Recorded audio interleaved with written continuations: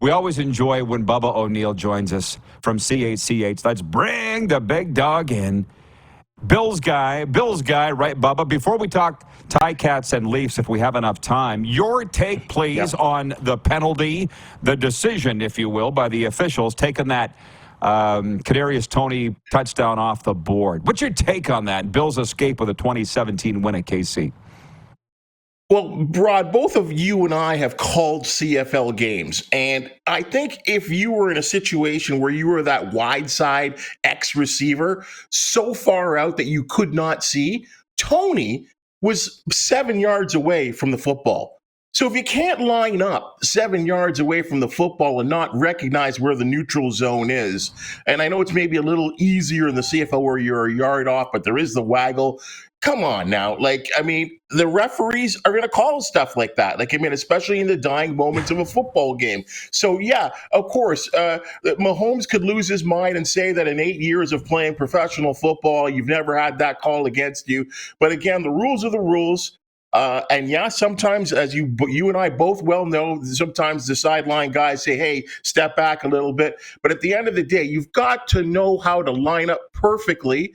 And I know I'm speaking as a Bills fan, but you got to know what you're doing yes. there. And right, you're putting you put your team in jeopardy. Wonderful play. I mean, amazing creativity from Kelsey, all kinds of drama. But at the end of the day, there was an infraction on the play.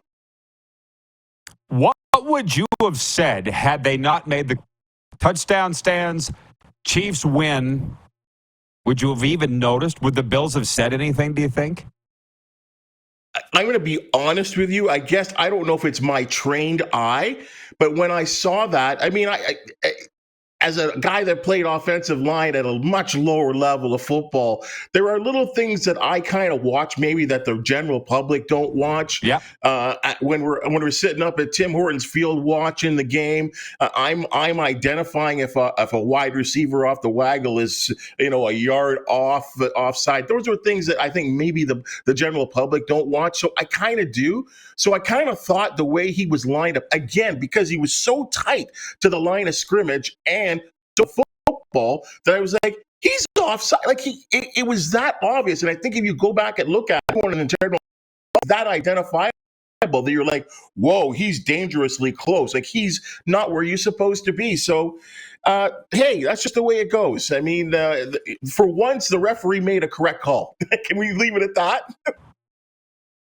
No. You and I can, but nobody else is. This ain't going away. This ain't going away. And right? I'm going to tell the world this. This is why I was never comfortable analyzing football. It was stressful for me because I never played the game. Wonderful analysis by you. You played it. I see things hockey because I coached, played, and reffed hockey. Right? That's why I'm not interested in going back to football. It was stressful for 20 years. I get what you're saying, and I appreciate that. But can I just ask you this? The state of NFL officiating right now, no matter what you and I think, it's still under fire. Does it need to be better, or is it overblown? Rod, I have a lot of friends, including the most recently retired Dave Foxcroft from the Canadian Football League. I have a lot of friends that are officials of various sports, and I realize it's a hard job, right? It is, and especially basketball, when you have these 7-foot monsters running up and down the court at incredible speeds, and you're expected to call a block charge. Some of the calls in baseball, Hockey's so fast, as you well know. The athletes are massive on this 200-foot size rink. And in football, the same thing too. But I will say this, Rod, the officiating, at least in the National Football League, needs a serious review. Week after week after week, we are spending time talking about a missed call, a blown call, something that should have been called. We will never not stop watching the National Football League. I would be a complete fool to say that. But week after week, it's becoming too much of a discussion as compared to some of the athletic, incredible stuff that we're seeing on the field from these athletes every single weekend. I mean, and Mahomes had a right to talk about it. The missed pass interference call the week before against Green Bay, that was a huge A huge missed call. So I don't know. Look, people smarter than me have to make these decisions. Maybe you add the eye in the sky. That's automatic. Maybe you add an extra official on the field.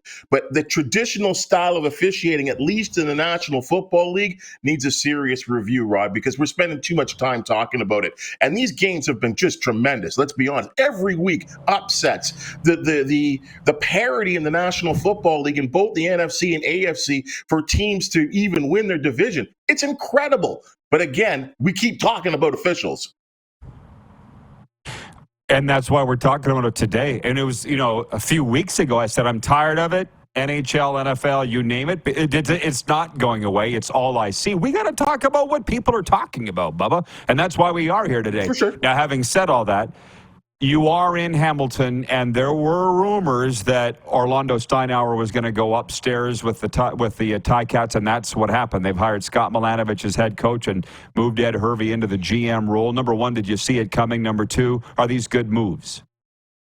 There's no doubt that at the end of the season, I knew something was going to happen. I mean, there was no way after back-to-back 8 and 10 seasons out in the first round, both in Montreal, that it was going to end up that we were going to just return the way it was. I'll tell you this, though. At the end of this season meeting with the media, with Coach Orlando Steinauer and, of course, the players, as they call it the day everyone fills their garbage bags and departs the locker room, I was left with the feeling that Coach has a passion for coaching, loves to coach, loves his relationships with the athletes. And I'll tell you, for a man, for all the issues that there might have been on the field, not behind the scenes, that the players really, really relate with Orlando. And I don't know if that has to do with because he was playing. I know it does have a lot to do with his personality. So I thought if there was ever going to be a change, Rod, somehow that they would take the president role from him and that he would continue to coach. So him going to the front, to the top, and maintaining that level of his role as being a president and surrendering the head coaching job. Maybe it made a lot of sense because you had a guy like Scott Milanovich there ready to go. But I really was surprised because I think at the heart of his soul, he's a coach. I guess you have to sometimes recognize that what you do is for the better, the good of the team. And I think that's what's happened there. But yes, to your original question, something had to be done. And I think everyone in this town knew something was going to be done. It all started with the Tommy Condell. At some point, you had to let him go. You bring in Milanovich. This is the succession program that I thought maybe that he would join in, that one day he would be the head coach. Great stuff, man. Tremendous football chat. Bubba, happy holidays, my dude. Keep in touch. Let's do it again in the new year. We'll talk Leafs then. Look forward to it. The Leafs. Okay, I gotcha. Clint Bubba O'Neil joining us from CHCH. He's always entertaining. Always entertaining.